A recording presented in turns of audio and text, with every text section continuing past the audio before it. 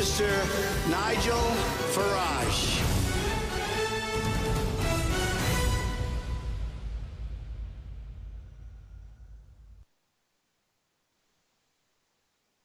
Thank you, Donald, and good evening, everybody. I'm speaking to you from Atlanta, where I've been a guest at the Rotary Club today at lunch. A lot of people who want to see closer relationships between the USA and the United Kingdom. But before we are free to do that, we have to leave the European Union. Now, the good news is that we know that Article 50 will be triggered on the 29th of March. Yes, sure, it's taken over 9 months, but it is going to happen.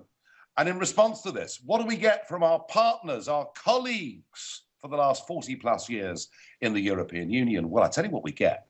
We get Jean-Claude Juncker, the president of the European Commission, being interviewed by the German newspaper Bild. And he's asked the question, was he worried that other countries might want to follow Britain's example in quitting? And Mr. Juncker says, no, Britain's example will make everyone else realize that it's not worth leaving. So really, what he's saying is that if we want to leave the European Union, they are going to be as nasty and as beastly to us as they possibly can. I have to say, in the face of such arrogance and unpleasantness, I wonder why we ever joined the European Club in the first place. I mean, if they're this nasty, let's get out as quickly as we possibly can. So the question is, in the face of Juncker behaving in this way, should we be prepared to just walk away? And I'm going to ask David in Putney that question first. Hello, Nigel. Thank you for having me on. You're an absolute legend in your own lifetime. I'd like to say that it's irrelevant what Juncker said. In the politest term, he's a cantankerous moron. He does not speak for the other 27 countries. He kind of represents them as a sort of figurehead, but you know, the likes of Germany and France will want to trade with us, although they will lose billions and we will lose billions. And whether you're on the left of politics or the right, we're all pretty cynical, and we know that money talks. And money in this situation will talk. We will trade in a decent way with all of those European countries that want to trade with us. And what Juncker is saying, he's just afraid. He's afraid of the movement to the right.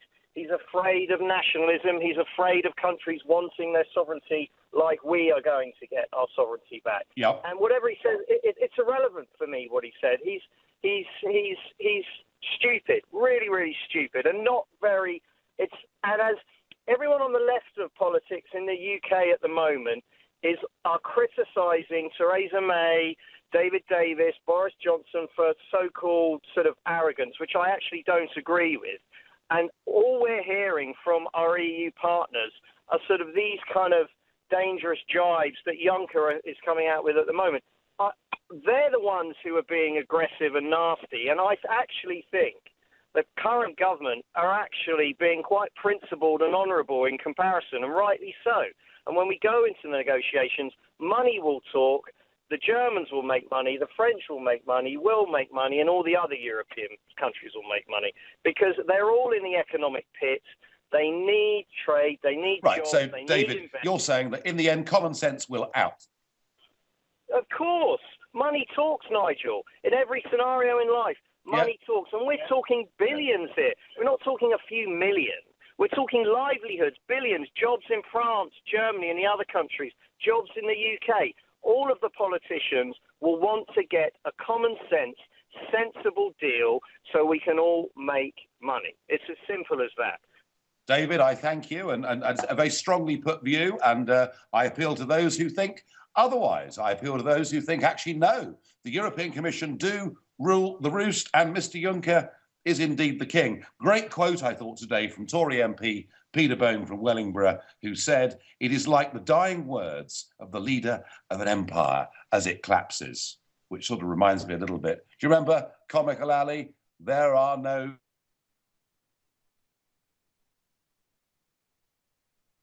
Nick Ferrari at breakfast on LBC. Should mum be able to terminate a pregnancy due to the unborn child's gender? Professor Wendy Savage joins me now. The words that I used in the hour-long interview have been taken out of context. I don't agree with gender selection, because what I also said is that this is not a problem in this country. Nick Ferrari at breakfast every weekday morning from 7, only on LBC. With Hampton by Hilton, making you welcome at over 40 hotels in Europe.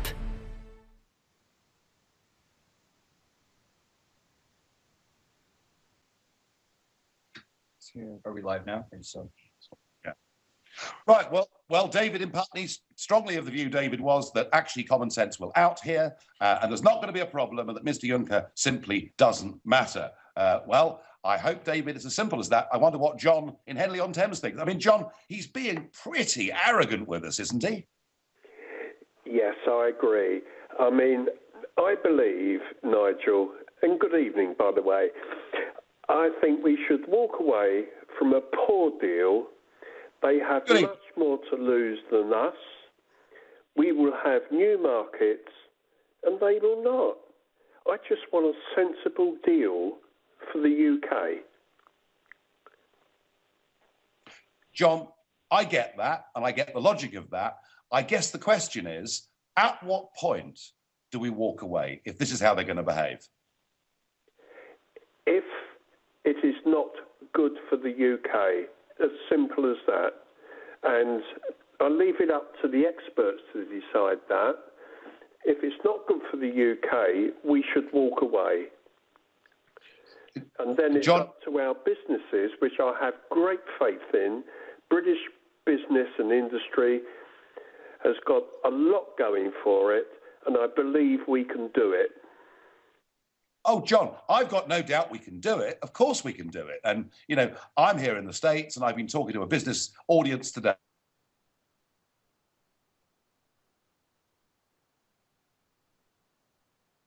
They're absolutely up for Britain and America getting closer together in terms of trade and doing so as quickly as is possible. Absolutely. The question is, you know, if it's in the interests of German companies and French companies and Belgian companies for us to continue with our current trading relationships whilst Britain breaks the political link, who is going to talk some sense into Jean-Claude Juncker, John? That's the question.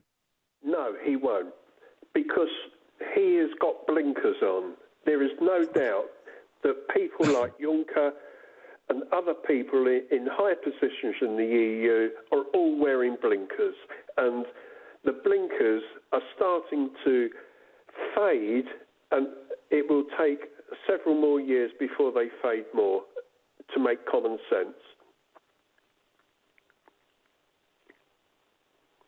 John, I thank you very much for your thoughts and your opinions. One of the sticking points here with Juncker, of course, is he's going to slap on the table at the first negotiation a divorce bill for 50 billion sterling. Now, the UK government has taken advice from its lawyers, and there is absolutely, under the treaties, no obligation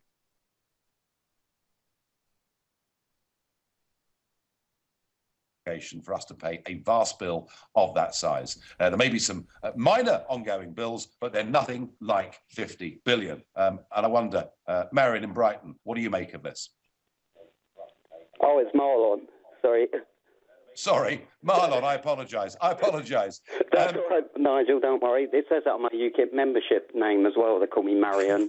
Right. What I was going to ask was that during the referendum campaign, how come we never saw Jean-Claude Juncker, Donald Tusk or Martin Schulz or anything ever coming on our TVs and any of the debates telling us why to stay in the European Union? Why was it always just our domestic politicians? And also, we would be, I mean, I look out my front window right now, okay? I tell you what I see, a Volkswagen, a Porsche, Renault, Citroën, there's an Audi there, there's a Fiat just coming down our road, and there's a Volvo over there. The point is, they're all European manufacturers, and surely it's in their interest far more, I mean, than us to them, because even if they did give us this 50 billion tariff, well, sorry, the bill as they want to give us, how much have we, paid since we joined as members?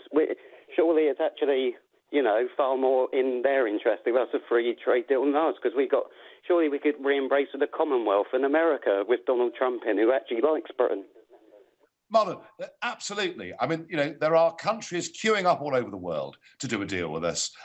We voted to leave political union. And one soundbite that the Prime Minister is using that is right is we're leaving the European Union. We're not leaving Europe. Of course we're not.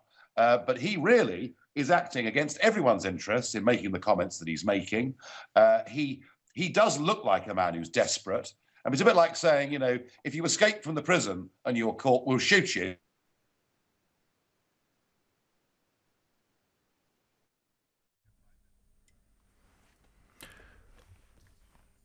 Well, I can assure you Nigel Farage hasn't been shot there. It's just that the line has gone down. Hopefully we can get it back in a moment here on LBC.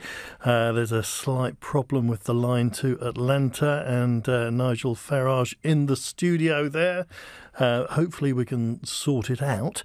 I don't think it's the Russians hacking in at this stage, but who knows? But we're going to continue to take your calls, and I think Mr. Farage will be listening on the other end, and we'll try and get him back in a moment. But let's talk to John in Hailsham. Hello, John. Yeah, good evening. I'd like to say, whatever happens, I think we should implement Brexit as soon as we can and not be under all these threats from whatever European leader might say it's going to cost us 50 billion or whatever to get out. I think we should have the courage of our convictions and go forward on this. And I don't think we should be paying any kind of penalties at all to Europe. Yeah, but do you think we can just walk away and not have any kind of a negotiation? I mean, why should we find ourselves under all these threats all the time? And our European membership has been a total con ever since we've been in. And even if we do get out after 2 years, we're still going to be paying net around about £30 million every day. I mean, whatever happens, Britain will survive. Britain was one of the greatest trade nations in the world before anyone ever heard of the EU. And I'm sure with the courage of our convictions, we can do well again in the future. Well, I think it's very good to be positive. But do you think we should literally just walk away and say, right, that's it, we're not going to negotiate at all? Or could it be that, it's at least worth having the conversation? They may just be talking tough.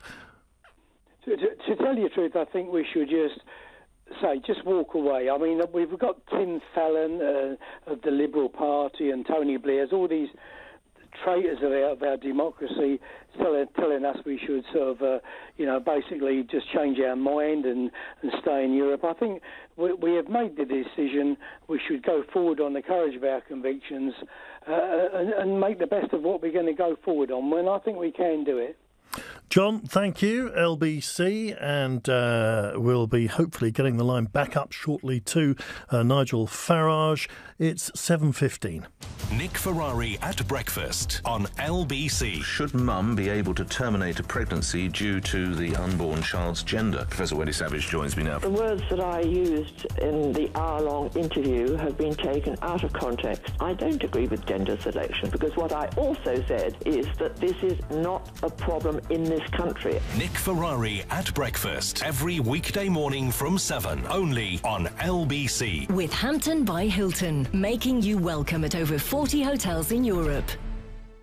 LBC recommends that if you want to declutter your home this springtime, you could earn money along the way with eBay. Whether you want to buy or sell, eBay has easy-to-use tools, which together with PayPal makes giving and receiving payments simple and safe. And with millions of buyers ready and waiting, there's no better place for you to sell than eBay. For all the details on how easy it is and for a chance to win £1,000, go to lbc.co.uk.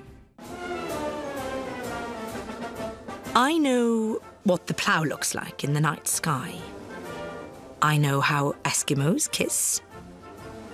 I know a time when a mullet wasn't a fish. And I definitely know this piece of music.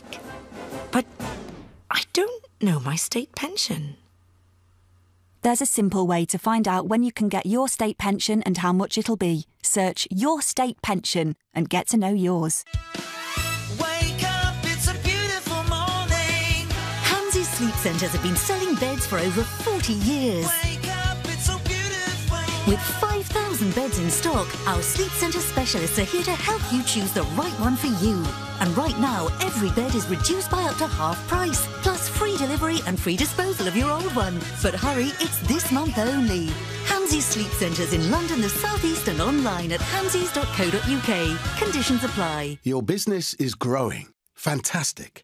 But you need to hire fast. Enter Indeed.com. Already used by over 3 million businesses for hiring. And with more people in the UK using Indeed than any other job site, you'll find more great candidates and sooner on Indeed. Find your next hire on the world's #1 job site, Indeed.com. Terms, conditions, quality standards and usage limits apply. World's #1 job site based on total unique visitors to Indeed.com. You could make the main dealer's day by paying over the odds. Or you could go to Big Motoring World and save a fortune on up to 2,000 pre-owned BMWs, Mercedes, Audis and VWs in stock. Then with the money you saved, put a smile on your face with a cheeky weekend away for two.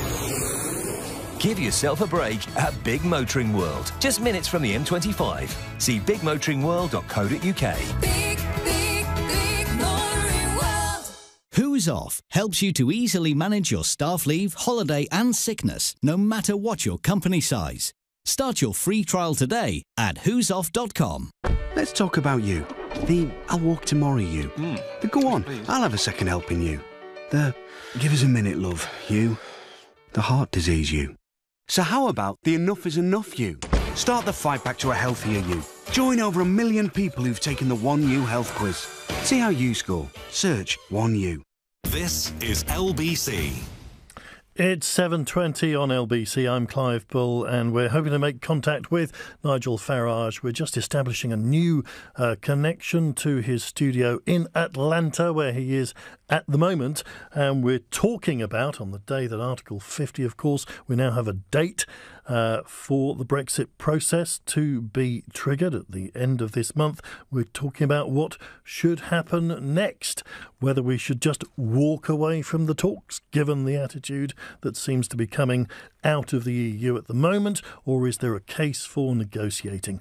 0345 6060 973. As I say, we'll hopefully re-establish contact with Atlanta shortly, but we've got a lot of people calling in, so I just want to make sure that everyone has their chance to have their say. So we'll take a couple of calls in the meantime, and we'll talk to Freddie in Cambridge. Freddie, go ahead, make your point. Hi.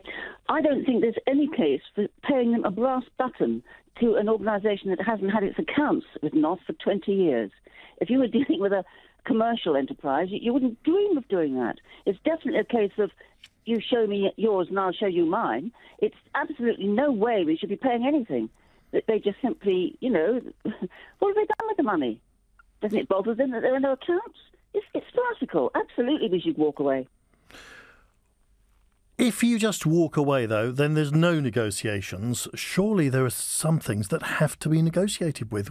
We have to have a deal with our partners in Europe. Well, yes, you can have. You just have to make the deal separately. There's no way. Well, how can you make a deal separately? A deal is a deal between different partners, isn't it? Well, you can. There's nothing to stop you from talking to them. If they want to talk to us, they can talk to us. I mean, the EU... Well, that's what I'm saying. I mean, just walking away, where does that leave you? I mean, what happens about things like people who are here in the UK at the moment, who don't know what their status is? What happens to the people living in Spain? All of that's got to be talked about, hasn't it? Everything that's got a financial angle, and most things in life have got a money angle, has to be talked about in the context of some clear accounts. It's a nonsense for them to say that we owe them anything. If they haven't got accounts, how can they demonstrate what we owe them? Do you think it could be that they are just talking tough at the moment? If you're going to negotiate, of course you go in with a ridiculously high figure and you say you owe us 50 billion. That's just going to be a starting point, isn't it? Well, no, it's not a valid starting point unless you know the figures. You can't. Nobody could expect you to negotiate with them if they won't show you the accounts. It's ridiculous. That would never happen in business. It's just a nonsense. I think the trouble is, apart from any sort of mental attitudes they may have, the trouble is that we are not so like those people as they like to think ideologically. They are used to administering bureaucracies. They're used to bureaucrats doing what they want. We're not. And we don't want to go down that way.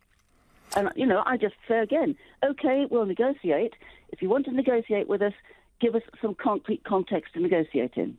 Because you negotiate on any level with money if you don't know where the money is and how it's administered and where it's gone. And there's no way they can prove that we owe them a sou if they don't show their accounts. What do you think will happen in reality? I mean, I can clearly get the sense of what you want to happen. What do you think in practice will happen? Well, in practice, I suppose we'll probably do what the English always do. They'll play by the rules when nobody else uses the rules, and they'll lie down in the middle of the road and invite people to walk over them in hobnail boots. That's probably what they'll do. All right, Freddie, thank you very much. LBC, we're still establishing the line, I think, back to Atlanta at the moment, but a lot of calls coming in. 0345 60 60 973 is the number here on LBC. Let's talk to Scott in Manchester. Hello, Scott. Hello. Hello. Feel free to make your point. Basically, I feel like it's well, this EU. I used to do a blog for politics to educate my generation, because growing up in Britain, I feel like the people like my generation in the young 20s, they're into politics, but the problem is they get disengaged with the type of rhetoric that's talked about. And when you're talking when you see all over social media or the newspapers or the mainstream media, it's just negative signs. And the rhetoric is, it's in a bad way instead of a positive way, how to make good deals. I feel like people are turned off from it, so therefore the decisions are made by people. In 50 years' time, our generation will be living it, and they won't be about the. I mean, it's got to be a multi-generational thing. And at the end of the day, the way I see it is, if we, as a country, we're the Great Britain, we've always gone into other countries and tried teaching people a certain way of living whilst making money from it, don't get me wrong, but at the same time, we think that we've just lost that over the years. We can still go and trade with the Commonwealth, with EU countries independently, with America, Canada. There's 200 odd countries in the world, and we think that the deals with the EU is going to suddenly cripple us. Yeah, it would, for the short term, in the short term, it will have a detrimental effect in the fact that we'll have to work hard and make more deals, but at the same time, it brings out more creativity and more options, therefore, in the future, will be beneficial for us. So what do you think might happen in terms of whether we negotiate or walk away or do a deal, make a payment? What do you think will happen? I feel that the EU is a bureaucracy now, and they're all about keeping the smaller nations together, so eventually they still stay in power and it's still an organisation. What they're going to do is they're going to try and throw everything at us as Britain to try and to scaremonger it, so the other countries stay in line. If they can do that with the country that set it up as a founding member, then it sets a precedent for all the other countries. And I feel like if we stay with our moral code and we say, right, this is not good for us, we can negotiate a good deal. Yeah, we might pay a bit of money to obviously come out and all the different trade deals. Obviously, people living in Gibraltar and Spain and things like that, and people over here. That's fine. It'll take years to come in, but I think at the end of the day, it'll be right. Beneficial. Well, you say that, and when maybe we'll pay a bit of money. There are people calling in. Don't know whether you heard the last caller, but there's lots of people calling, tweeting, and texting saying we're not paying a penny. Why should we? Oh yeah, at the end of the day, you can't just turn your back on and then say, oh, because of that will have detrimental effects in the future, and they'll just go, oh, well, you did that, and then the way it is, it's the rhetoric that comes out. If people come out constantly saying it's us and them, it's division. We're all human beings on the same planet. You've got to have the perspective of an astronaut on the moon to see that we're all one. And when you live as one, then you can have a wonderful life. It doesn't have to be constant, like, tit for tat. And your point you were making about the younger generation, are you saying, I mean, I've heard this argued about, the Brexit decision being one of an older generation deciding for a younger generation? Is that what you're saying? No, I voted for Brexit because I feel that the decisions, the way I see it is, all I see is people in the EU pocketing money, and when it gets down to your local communities, it's 25% of what it should be, because they've filled the pocket. Now, if we can go and do trade deals with anybody else in the world, all different types, Zimbabwe, for example, we can go to Zimbabwe and improve Zimbabwe. So therefore, in the future, we've got a good relationship. I'm just using that as an example, but that's the way I see it. I have got a positive outlook instead of having a fear outlook of saying this, and this. Understood. Yeah, I get what you're saying, Scott. Thank you very much, LBC. And it's the Nigel Farage show, not here at the moment. We're hoping to link back to Atlanta shortly. We had a problem with the line, but we're getting a new one set up. In the meantime, call with your thoughts. 0345 6060 973 is the number. You can text and tweet as well, of course. Let's go next to Jiggs in Bexley. Hello, Jiggs. Hi, good evening. Evening, what would you like to say? Yeah, thanks for having me on. It's a great show. Yeah, to be honest with you, I just think that Nigel Farage is just kind of hoodwink. Everyone again is basically hoodwinked us out of Europe, as far as I'm concerned. Everything he said, like whether it's we're going to go back to out of Europe because we want our own democracy, our own parliament, and our own controls and so on. And when we did do that, he started to rubbish off the court, rubbish off the House of Lords, and everything else.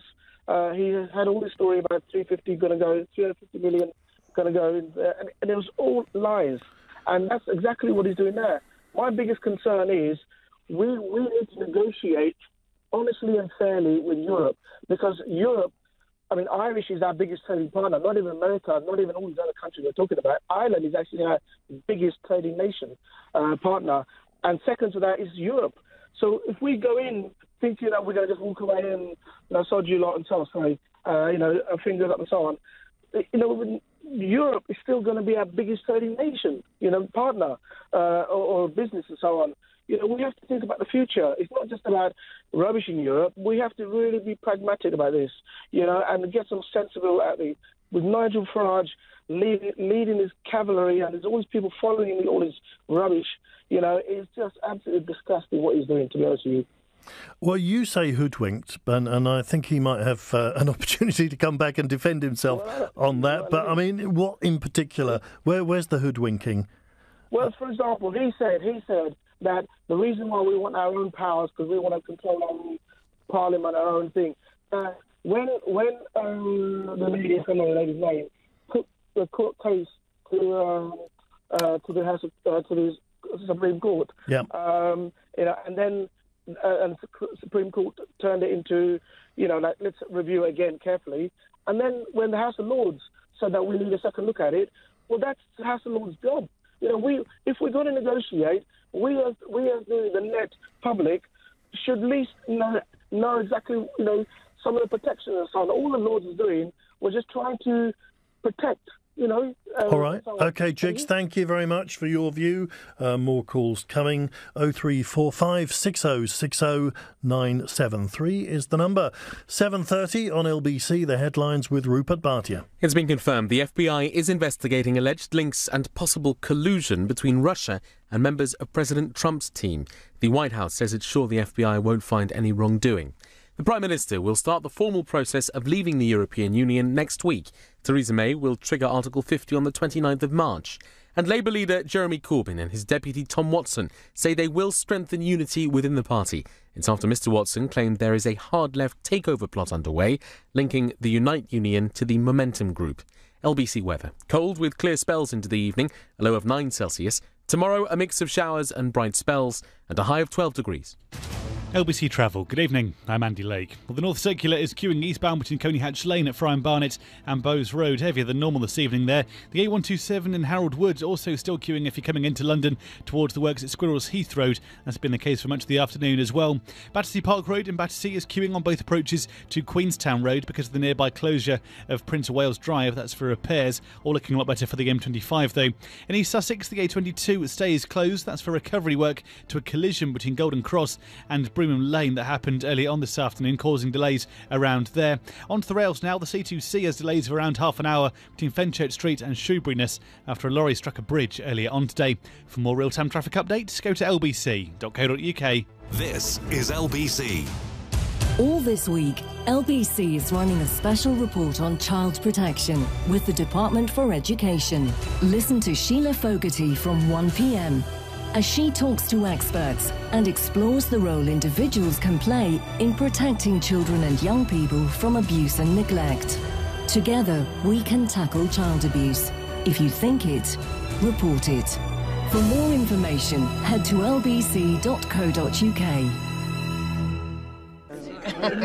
Now, we have a long list of things to get through in today's meeting, so let's get started. We need someone to pick up the cakes for the cake sale. I'll do it. Sally, brilliant. And we need someone to drive to the florist for the... Me? And why don't I pick up the school rabbit from the vet?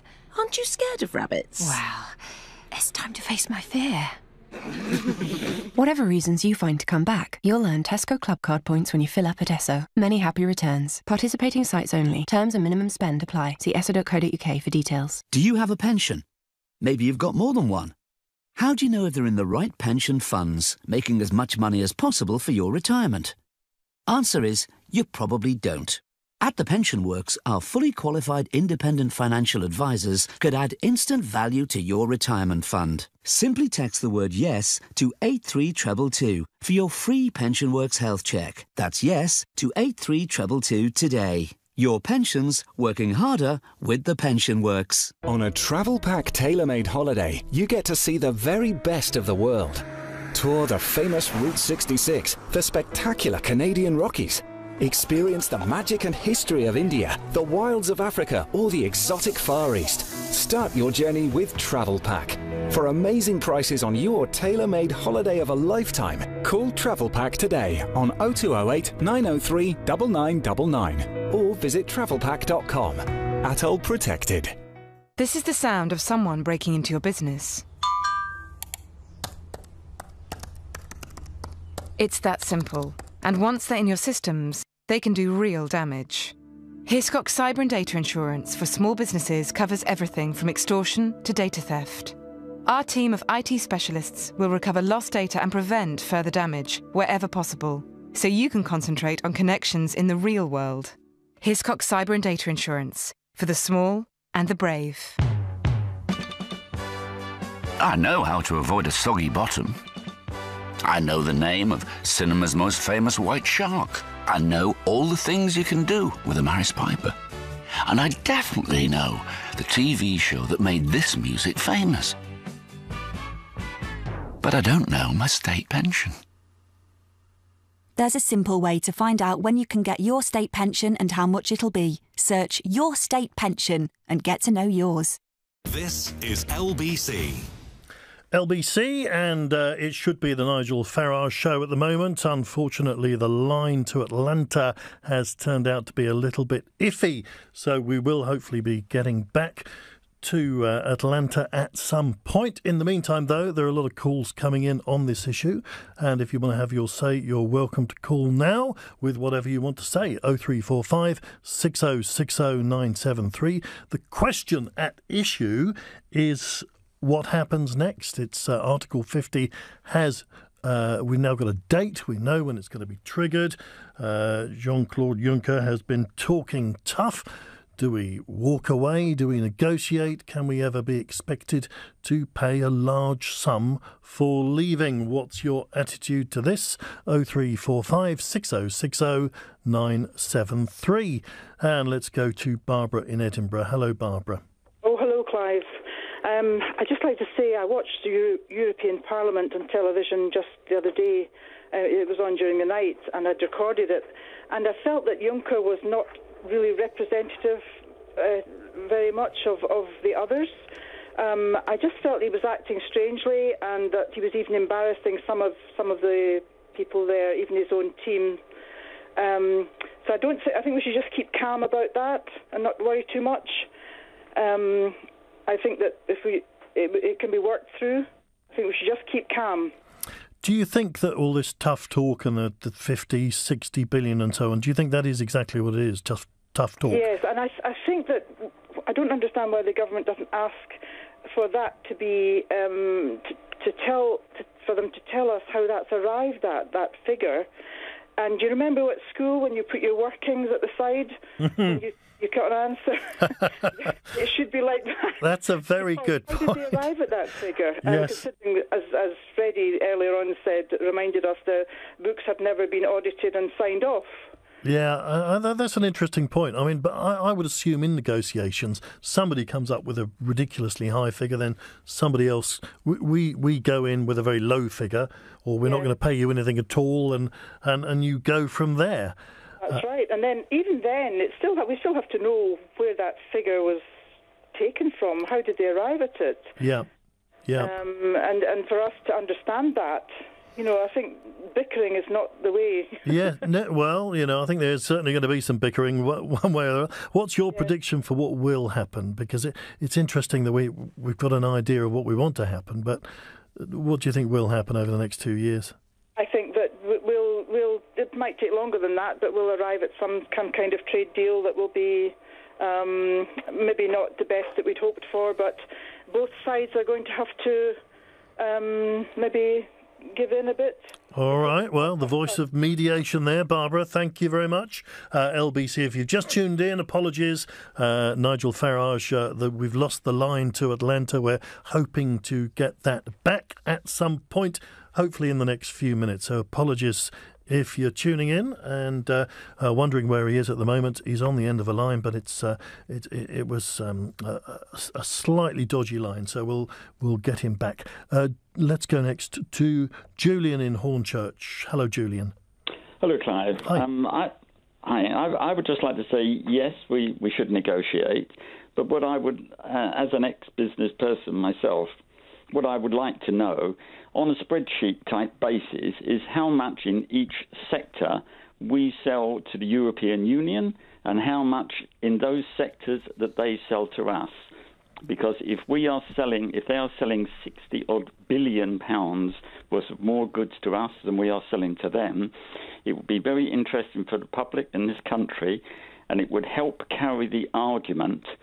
If we have to walk away from them, the public, the politicians in this country have got to carry the public with them, because at the end of the day, jobs are on the line and businesses are on the line, and it's going to come down to economics to a great extent.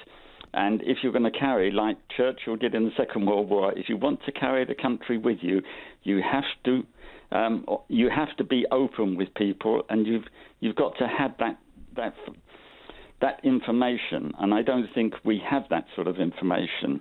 And I think that that is, well, for me, that's very important. As for the politicians, people like Juncker, he was the ex-Prime Minister of Belgium. They've never actually, I know they're involved in lawmaking, but a lot of these politicians, it's all bluster, because they've never done a day's work in their life, a real job, work for a real profit, as Nigel has often said. A real profit for company, and a lot of it is just bluff, because although they understand about things, they're just lawmakers and rule makers. But we've got to carry the country with us and hold together, and we will be strong, I'm sure. And what happens if we did just walk away and not negotiate? Well, at least on trade, then what happens? We're looking then at World Trade Organization arrangements. Yes, that's right. Well, I've read about World Trade Organization arrangements, and I understand that we could give any member of the EU, if we wanted, free access to our market. If we did that in any particular sector, we have to do the same for the rest of the world. So it is a complex sort of situation. So if we can't sort of like let one country have free exchange under WTO rules without doing it to the rest of the world. So we could in actual fact say, for instance, we wanted to say to Japan, where we have 10% import duty on their cars, if we said, well, we'd give it free to you, no duty at all, no import duty, we would have to do the same to the European Union. So it is complex, the situation. It certainly is. But, I mean, all this talk of 50 billion, 60 billion, or whatever it might be, do you think that is, again, just a negotiating ploy? Well, absolutely. I think so, because they've never... It's like some of your contributors have said, you're putting that on the table, but what does it represent? For what? Nobody knows at the present moment. Anybody can say anything. And a divorce, you know what divorce settlements are like. People say, I want most of the house, etc., etc. It's just bluster at the present moment because they've got to hold the European Union together. That's what their job is. And if they let us get access to their market, as they think, without any penalties, then lots of the other people would want to... Other countries would want to leave as well. So they're going to try to make it as difficult and as burdensome as they possibly can. But on the other hand, as I said, if you're going to carry the country and the people in this country with us, we want to know the facts and the figures. And I think that the government must provide us with a lot more information, and it will help to keep the resolve of the country together, because we've got all these scaremongers, people saying we're all going to go down the tubes unless we have free and unfettered access to the European market. So what's your best guess then, with Article 50 being triggered? We know what the date's going to be now, so the whole process is definitely going to happen. Where do you think we'll be in 2 years' time? Will we be sitting at a table negotiating? Will the deal be done? Will we just walk away? I think it's like anything in negotiation. You have to have a line in the sand. And as a business person, you have to say, that's the line. We're not going to go beyond that. If we can't get to an agreement by that particular time, we have to walk away in 2 years' time. But we have to give it our best shot, and we have to be open with the British public about where the negotiations are going. And that's it, really. At 2 years, we would have to go to WTO rules. But I don't think it will get to that, because I think that if all these other countries, if they're selling us, and it may be Germany and France mainly, if they're selling us all of these products far in excess of what we're selling them, it's going to hurt them a great deal. When they say it's only 5% of them and 48% of our products, it's 5% spread throughout the 27 countries. Well, this is the problem, isn't it? It depends, what your perspective is on that. Julian, thank you very much indeed. LBC and Nigel Farage is on the line in Atlanta, but I'm afraid we've had a technical difficulty, so apologies if you were tuning in and expecting the Nigel Farage show. He's not here at the moment. He is in the studio in Atlanta, and we're not able to get him on a good quality line at the moment. But we'll hopefully do that in the next few minutes. LBC, I'm Clive Bull, and it's 7:45. This is LBC. LBC recommends that if you want to declutter your home this springtime, you could earn money along the way with eBay. Whether you want to buy or sell, eBay has easy-to-use tools, which together with PayPal makes giving and receiving payments simple and safe. And with millions of buyers ready and waiting, there's no better place for you to sell than eBay. For all the details on how easy it is and for a chance to win £1,000, go to lbc.co.uk. Did you know premium bonds have been around for 60 years? I recently won £100 in the monthly prize draw. I was off to the bank to deposit my prize warrant when my granddad came over. You know you can do all that online nowadays, he chuckled. And he was right. I now manage my premium bonds online, and I've chosen to have my winnings paid straight into my bank account. It's so much faster. You can too by visiting nsandi.com. Premium bonds, making people smile for 60 years. Divorce. It threatens the things you've worked hard for in more ways than you can imagine. Your home, savings, pension, and most of all, your relationship with your children. Don't let divorce cost you any more than it has to. Cordell & Cordell is dedicated to helping men in matters relating to divorce. Call now on 0330 60 60 161 or visit cordellcordell.co.uk, office in central London. A partner men can count on. The family member who was concerned. The neighbour who felt uneasy. The teacher who was worried. The coach who noticed at practice. And you. Child abuse. If you think it, report it. Visit gov.uk/tackle child abuse to find out how. Together, we can tackle child abuse. Starvation is a reality across East Africa. Donate to the DEC appeal. Go online or text radio to 70000 to give £5. Don't delay. When it comes to finding something new, you can start the conversation at Hello You. Sign up and browse profiles for free at helloyoudating.com and start the conversation today. Your future is here. The Global Academy in Hayes is a state school for 14 to 19-year-olds interested in a media career. Find out more at globalacademy.com. If you use your phone while you're driving and it's not hands-free, the penalty's been doubled. It's now 6 points and £200. The trouble is, a lot of us are addicted to our phones. So try this trick. Put your phone somewhere where you can't pick it up. Somewhere you can't see it. The glove compartment. That way, you won't be tempted. Save yourself 6 points and £200. Maybe even save a life. Make the glove compartment the phone compartment. Think. Put your phone away. This is LBC. LBC, I'm Clive Bull and I'm here a bit early. I will be here at 8 and we've got a very busy programme lined up, let me tell you. At 8 I'm going to be joined by the Housing Minister Gavin Barwell, here to talk about the Housing White Paper, about tackling the housing crisis, and he will take your calls and questions on housing. So if you've got a question about housing, call us at 8 and it's your chance to put a question to the Housing Minister Gavin Barwell. And we have the Business Hour at 9 as well, with advice on starting up a business. So that's all to come. The reason I'm here a little bit early is because Nigel Farage should be here, but we had a problem with his line earlier on from Atlanta. But let's get an update from Nigel. What happened? Hello, well, it's not the CIA. It's nothing to do with Julian Assange or anybody. It's just a technical problem, I'm afraid, which has happened, which is a pity, because it is a really big, exciting subject. And you're doing, I know you're doing an absolute mass of calls, but I think the first few calls that I took, Clive, people were coming through with really common sense ideas, namely that actually what Juncker says in the end won't matter, because in the end, it's in the interest of governments across Europe to have a sensible deal with Britain. And it's certainly in the interest of those car companies and wine producers and chocolate makers. And I think, should we respond to Juncker by sort of sticking two fingers up and walking away? Well, I think the answer is not yet.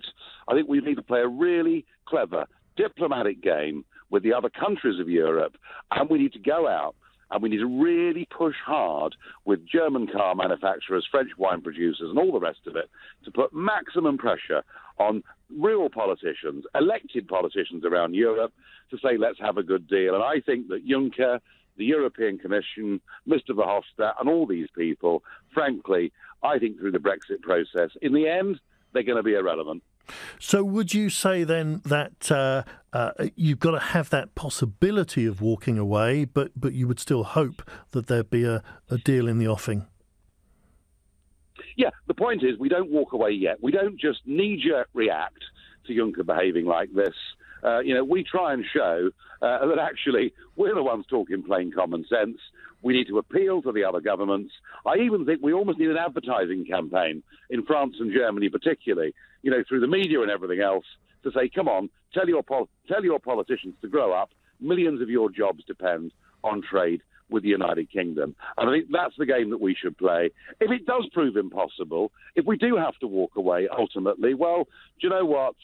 For us, no deal is still better than a rotten current deal that we've got. But I think there's real hope now out of this, because I genuinely see European industry waking up and saying, come on, let's be sensible. And can I just ask you, we did have a call, which you probably didn't hear, who accused you of kind of hoodwinking people in the campaign for Brexit, mentioned the 350 million on the bus. What's your stance on that?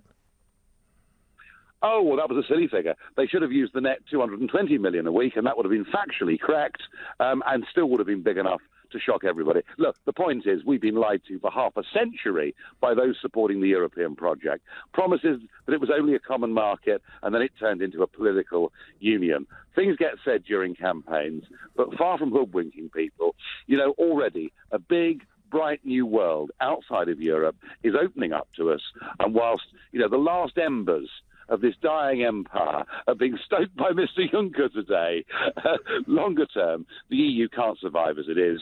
And I just think if we play this game cleverly, we may well get a very good deal.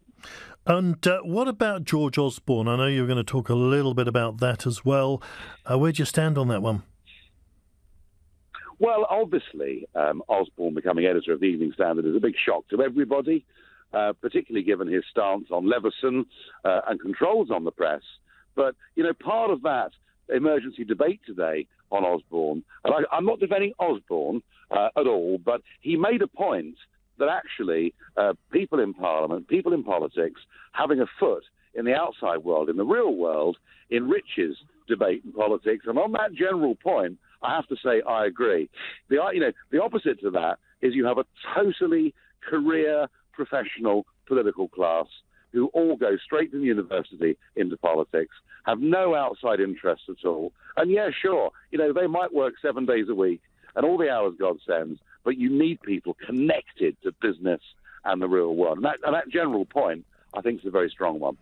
And of course, the big news today really is Article 50. We've now got an actual date. Is this a real landmark for you? Oh, look, I think, I'm pleased I didn't hold my breath after the referendum. It's been more than 9 months. But next Wednesday, it happens, and it's a massive, historic moment. We will have passed the point of no return. After next Wednesday, be in no doubt, we are leaving. There'll be lots of haggles, lots of debate over what the nature of the deal is over the course of the next couple of years. But after next Wednesday, we are leaving. It is a big, big day. In many ways, one of the biggest days in our history. So 2 years on from next Wednesday, will we actually be out? Because quite a lot of people are tweeting and texting saying, I've got my doubts. Can't believe it. Well, we'll be out, I'm sure of that. As to whether we get a good deal, as to whether we've got back as much control as is available to us, remains the question. I've been very unhappy that they don't even appear to want, for example, to get back our fishing waters. There's even been talk of transitional arrangements, delaying, and continuing the free movement of people for years. I don't know. All I do know is this, that if in 2 years' time we have not got a satisfactory Brexit, and that's satisfactory not just for the 17.5 million that voted Brexit, but for many millions more who now today think that it is now the right thing for us to do. If there is no satisfactory Brexit, then I think you will see a very, very angry British public, and it could be the subject that dominates the next general election. The whole thing is in the hands of this government and this Prime Minister, and what we've got to do is try, those of us that believe in Brexit, is to keep the pressure on. But I think after next Wednesday, really, in terms of the big picture, there's no going back. OK, Nigel Farage, there we are. He will be back tomorrow, hopefully in the hot seat doing his own